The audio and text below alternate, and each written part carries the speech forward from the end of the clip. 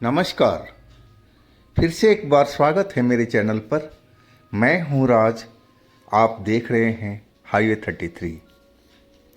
दोस्तों, ये जो कहानी है, आज का घटना है, ये सुनील जी ने दिया है। और सुनील जी का ये पिताजी की साथ में घटी एक सच्ची घटना है। सुनील जी इंदौर मध्य प्रदेश में रहते हैं और ये बात करीब 27 साल के आसपास पुरानी है। सुनील जी के पिता एक सरकारी काम में थे और जब वो नौकरी से रिटायर हुए थे तब की ये घटना है। सुनील जी का पिता अब तो नहीं रहे। तो चलते हैं दोस्तों सुनील जी के इस कहानी में। लेकिन दोस्तों, आपने मेरे चैनल को सब्सक्राइब नहीं किया है तो जल्दी से कर लीजिए और साथ में बेल आइकन को दबाना मत भूलिएगा। तो चलते हैं आज की इस कहानी में, सुनील की ही जुबानी। दोस्तों, मेरा नाम सुनील है और ये जो घटना है आज की जो हम सुनाने जा रहे हैं, ये मेरे पिताजी के साथ में घटी एक सच्ची घटना है। बात उन दिनों की थी जब मेरे पिताजी नौकरी से रिटायर हुए थे और वो अपने अब गांव में एक घर बनाना चाहते थे। वैसे तो उनका हमारा घर था एक पुराना, लेकिन बहुत सालों से हमारे पिताजी घर नहीं गए थे और पिताजी के जो फादर थे वो गुजरने के बाद तो घर बिल्कुल खाली खाली सा हो गया था और घर जो था वो खंडहर में अब तब्दील हो गया था बगैर मेंटेनेंस के। अब पिताजी चाहते थे कि उनका एक गांव में घर बने, लेकिन पुराने घर पर नहीं। यह कि वो जो घर था वो चारों तरफ से घिरा हुआ था और धूप वगैरह नहीं आती थी, तो पिताजी को थोड़ा सा परेशानी होती थी और चाहते थे कि खुली हवा में, खुली जगह पर एक सुंदर सा छोटा सा घर वो बनाएं ताकि वो अपना बुढ़ापा उसी गांव में चैन से काट सके मम्मी के साथ में। वो हम लोगों से राय लिए थे, तो हमने तो मना किया था कि आखिर आप क्यों वहाँ जाना चाहते हो, है कि हम लोग तो जा नहीं पाएंगे, तो आप अकेले मम्मी पापा कैसे रहोगे आप। लेकिन वो माने नहीं, कहे कि नहीं बेटा, कुछ दिन गांव में रहेंगे, कुछ दिन हम आपके साथ रहेंगे और इस तरह हमारा टाइम पास हो जाएगा। फिर हम लोगों ने भी मान गए थे। बोले ठीक है पिताजी, आप जैसा चाहो वैसा करो। और पिताजी और मेरी माँ गांव में चले गए थे। पुराना घर तो खंडहर हो ही चुका था। अब पिताजी चाह रहे थे कि उस घर को किसी को बेच दिया जाए, या कि वो जो ज़मीन थी उसकी कीमत सही थी। और हमारे गांव में जो पिताजी के चचेरे भाई थे, उन्हीं के घर पर जा कर के हमारे पिताजी और मेरी माँ ठहरे थे। उनसे हमारा जो ताल्लुकात था बहुत बढ़िया था। वो हमारे शहर के घर पे भी आते थे और कभी शादी ब्याह के मौके पर हम पूरी फैमिली उनके घर भी, हमारे गांव भी जाते थे कहा जाए तो रिश्ता चल रहा था उनके साथ में अच्छी तरह से। पिताजी ने उनसे सारी अपनी बात बताई कि देखो भाई, मुझे एक छोटा सा घर बनाना है और तुम इसमें मेरी मदद करो।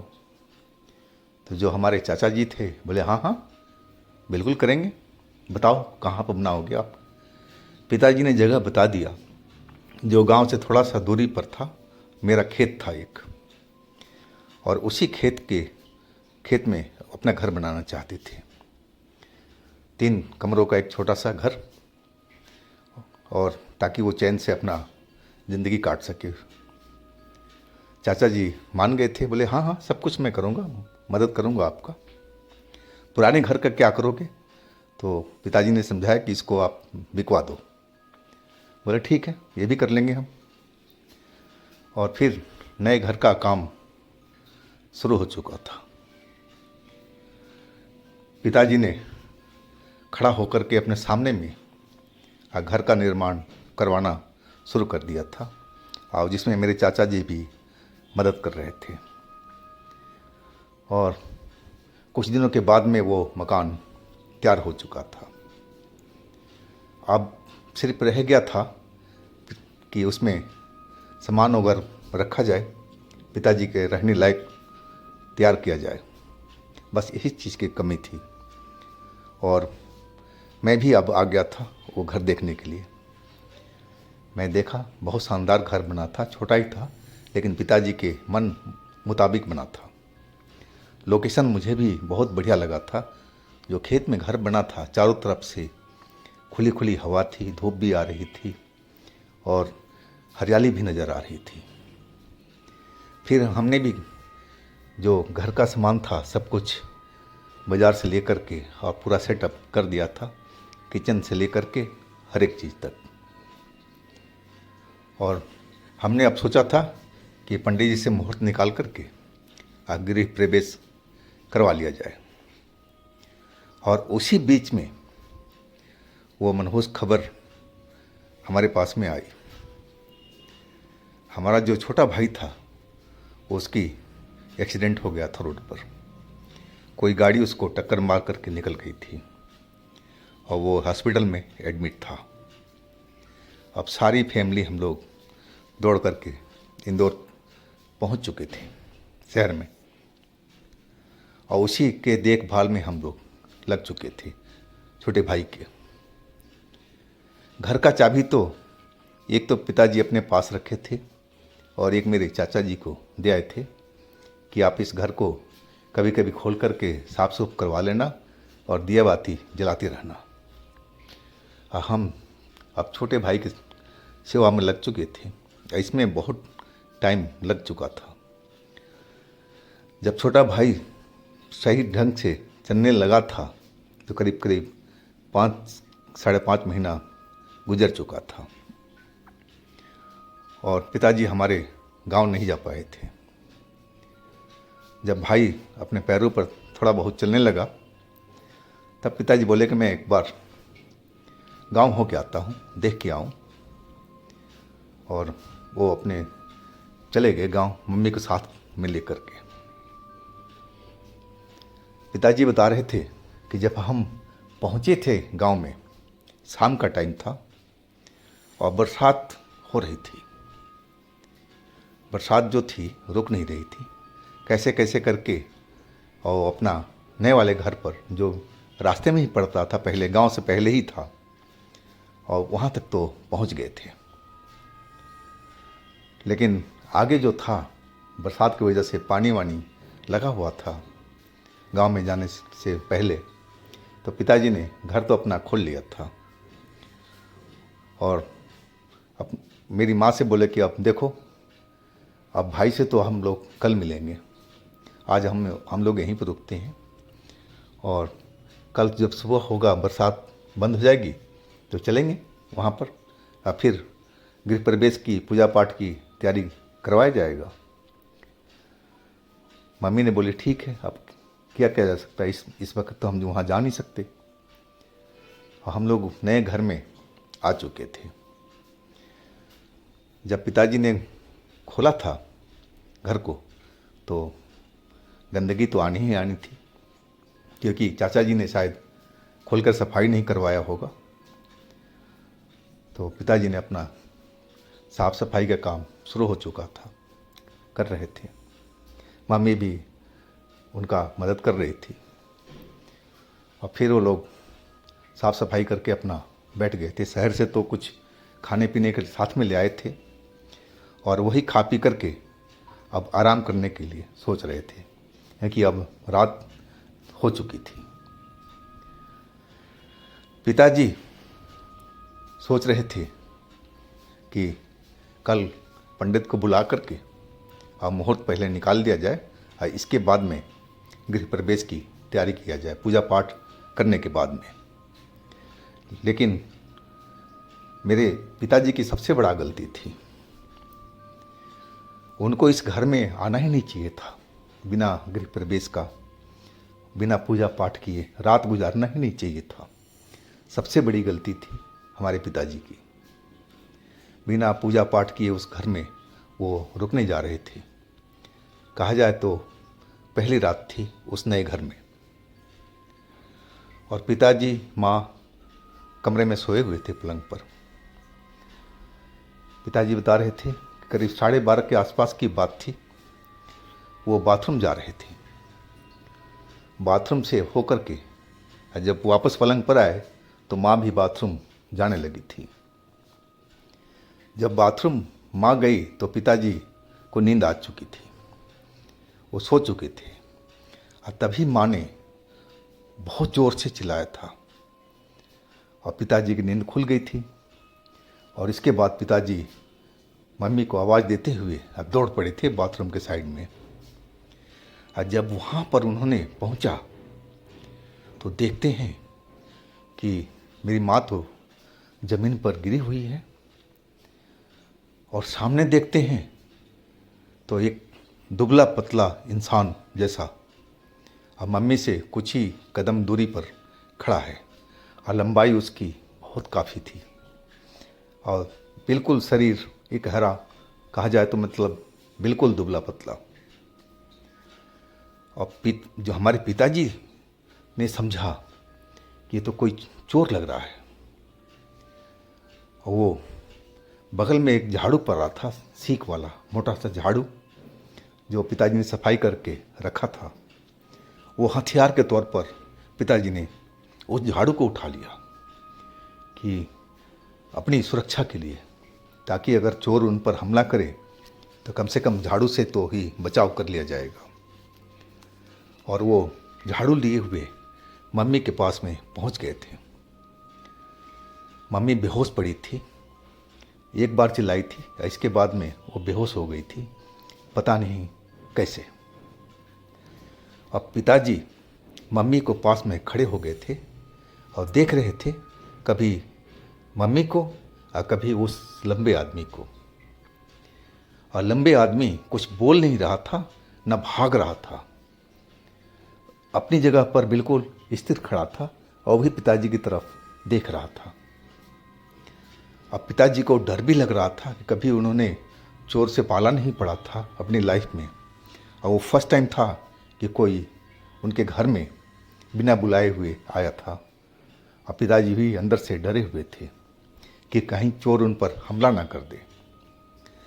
लेकिन तभी पिताजी ने देखा कि जो लंबा आदमी था दुबला पतला, वो बगल का जो कमरा बंद था उसमें सिटकनी बाहर से लगी हुई थी, और बिना दरवाज़ा खोले उसमें वो घुस चुका था पिताजी की आंखों के सामने। और अंदर में जाकर के वो फिर तो दिखाई नहीं पड़ा। बस एक ही बार जब अंदर दरवाजे में घुसा था तो धुएं की तरह हुआ था और फिर वो गायब हो चुका था। अब तो पिताजी देख करके दहल गए थे। अब उनको समझते देर नहीं लगी कि ये कोई ऐसा वैसा तो इंसान है नहीं नॉर्मल, ये तो कोई ज़रूर आत्मा है या कोई प्रेत है या कोई भूत है। अब पिताजी तो बहुत डर चुके थे, दिल की धड़कन उनकी बढ़ी हुई थी और समझ में नहीं आ रहा था कि अब मैं क्या करूं। मेरी माँ बाथरूम के पास में बाहर बेहोश पड़ी थी। कभी मेरे पिताजी उस दरवाजे को देखते थे जो बंद था, और उसके अंदर में वो धुआं बन कर के घुस चुका था भूत, और माँ मेरी बेहोश पड़ी हुई थी। अब पिताजी ने हिम्मत करके माँ को जगाना उठाना शुरू कर दिया, और थोड़ी ही देर के बाद में माँ ने आंखें खोल दी थी। और फिर वो चिल्ला पड़ी थी कि वहाँ पर कौन खड़ा था, किसने मुझे धक्का दिया था, वो चोर है क्या है। माँ एकदम डरी हुई थी और रो रही थी और पिताजी से चिपकी हुई थी डर के मारे। और मेरे पिताजी भी डरे हुए थे, बोले कि कुछ नहीं, तुम शांत तो रहो, आ जाओ, हम कमरे में चलते हैं, जल्दी आओ। बाहर बरसात ज़ोरों से चल रही थी और पिताजी माँ को लेकर के कमरे में आ गए थे। और माँ पूछती रही कि कहाँ गया वो जिसने मुझे धक्का दिया था।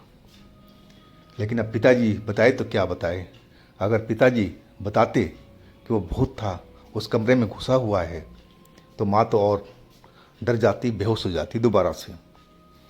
लेकिन पिताजी को अब सही नहीं लग रहा था।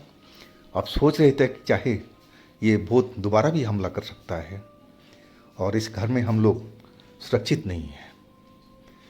वो माँ को समझाने लगे कि देखो, बाहर तो बारिश हो रहा है और घर में कोई घुसा हुआ है। वो नहीं बताया कि कमरे के अंदर में भूत है। तो क्या हम लोग अपने भाई के घर चलें? माँ डरी हुई थी, बोली हाँ चलो यहाँ से, ठीक नहीं है, चलो तुम यहाँ से, हम लोग निकलते हैं। और हम दोनों आदमी मेन गेट पर आ गए थे बाहर निकलने के लिए। लेकिन जब हम दरवाज़ा खोलना चाहे, कुंडी खोल कर के अंदर से हमने लॉक किया था, लेकिन दरवाज़ा तो खोल ही नहीं रहा था। लग रहा था कि दरवाज़ा पूरी तरह से जाम हो चुका है। हम खूब जोर लगा रहे थे लेकिन दरवाज़ा खुला नहीं। वो अब तो जो हमारे पिताजी थे वो अच्छी तरह से डर गए थे कि शायद ये सब भूत का ही काम है और भूत हमें इस घर से बाहर जाना देने नहीं चाहता है। और पिताजी अब माँ को सच सच बता दिया कि देखो, जो हमने देखा है वो कोई चोर नहीं है, वो एक भूत है या आत्मा है। और हमारे स्टोर का जो बगल वाला कमरा है ना, उसके अंदर में मैंने देखा दरवाज़ा बंद है और फिर भी वो प्रवेश कर गया था अंदर में। अब माँ तो बहुत डर चुकी थी। अब डर के मारे बुरा हाल था दोनों आदमियों का, मेरे पिताजी का भी और मेरी माँ का भी। और अपने कमरे में फिर वो आ गए थे। दरवाज़ा उन्होंने अंदर से बंद कर लिया था, अपने आप को सुरक्षित कर लिया था अपनी तरफ से। लेकिन भूत का क्या है, भूत तो कहीं भी आ जा सकता है। और इसके बाद में बाहर में जो कुछ आवाज़ आती रही, जैसे कोई चल रहा हो, कोई इधर से उधर जा रहा हो। ये सारी रात जो आवाज़ थी पिताजी को, माँ को सुनाई देती रही। लेकिन माँ ने यही किया था कि भगवान का नाम, देवी माँ का नाम जपना शुरू कर दिया था। देवी माँ का पूजा करती थी मेरी माँ, और उन्हीं के भरोसे पूरी रात उन्होंने उस अपने बंद कमरे में काट लिया था। जब सुबह हुई थी तो बारिश भी धीमा हो चुका था। और फिर पिताजी ने दरवाज़ा खोला तो अब सुबह हो चुकी थी। अब वो इस घर में जल्दी से निकलना चाहते थे। और जैसे ही जाकर के मेन गेट का दरवाज़ा खोला तो बहुत आराम से दरवाज़ा खुल गया था। जैसे रात में इतनी कोशिश करने के बाद भी नहीं खुला था, और एकदम सेकंडों में दरवाज़ा खुल चुका था। बाहर बारिश तो रुकी हुई थी, पानी तो जमा हुआ था, लेकिन मेरी माँ और पिताजी चाचा के घर सुबह सुबह पहुँच गए थे और उनसे मिलकर सारी जो हालात थी रात की वो बता दिए। अब जो मेरे चाचा जी थे वो पिताजी पर नाराज़ हो गए थे। कहें कि तुम शहरी आदमी हो चुके हो, क्या तुम्हें पता नहीं है कि नए घर में बिना पूजा पाठ का, बिना गृह प्रवेश का, बिना अपना जो देवता कुल देवता है उसको स्थापित किया जाता है और उसके बाद में उस घर में रहा जाता है। तुमने तो बहुत बड़ी गलती की है। वो पिताजी को डांट रहे थे। अब पिताजी ने तो गलती कर दिया था, तो चाचा जी की बात सब सुन रहे थे।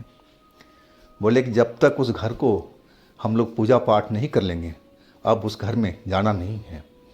और वो भी देखो कि तुमने घर बना करके और 5-6 महीने के लिए बंद कर दिया था। मेरे पास भी टाइम नहीं था, मैं कभी जाता था, कभी दरवाज़ा खोल करके दिया बाती कर देता था, लेकिन कभी मेरे पास टाइम नहीं मिलता था। तो ये भी है कि जो घर काफ़ी दिनों से बंद रहता है तो उसमें भूतों का एक बसेरा सा बन जाता है। तो मेरे भाई, जब तक पूजा पाठ ना हो उस घर में जाना नहीं है। माँ तो मेरी बहुत डरी हुई थी, वो तो उस घर में जाने को नाम ही नहीं ले रही थी। लेकिन जब पूजा पाठ हुआ, गृह प्रवेश सही ढंग से हुआ और जो कुल देवता हैं स्थापित किए गए, तो पहली जो रात थी गृह प्रवेश की, मेरी माँ तो चाचा के घर पे ही थी और चाचा और मेरे पिताजी ने वहाँ रात गुजारी थी। लेकिन ऐसी कोई बात नहीं थी, अब कोई भूत प्रेत उनको नज़र नहीं आया, ना किसी तरह का आवाज़ सुनाई पड़ी थी। सब कुछ शांत था। पहले जैसे कोई बात ही नहीं थी कि कोई चल रहा हो, आहट आ रही हो, कोई दिखाई पड़ रहा हो, ऐसा कुछ भी नहीं था। तो अगले दिन से तब जाके मेरी माँ कुछ दिन वहाँ पर रुकी थी, पिताजी भी रुके थे और इसके बाद वो शहर आ गए थे। तो दोस्तों, ये थी आज की कहानी, घटना। और आपके पास भी इस तरह का कोई अपनी आप बीती है, कोई घटना है, तो मुझे इंस्टाग्राम पर या मेरे व्हाट्सएप नंबर पर शेयर कीजिएगा। मैं आपकी कहानी को ज़रूर बनाऊंगा। और मेरे दूसरे भी चैनल हैं दोस्तों, उनमें भी विजिट कीजिए, उनमें भी अच्छी अच्छी कहानियाँ भरी पड़ी हैं।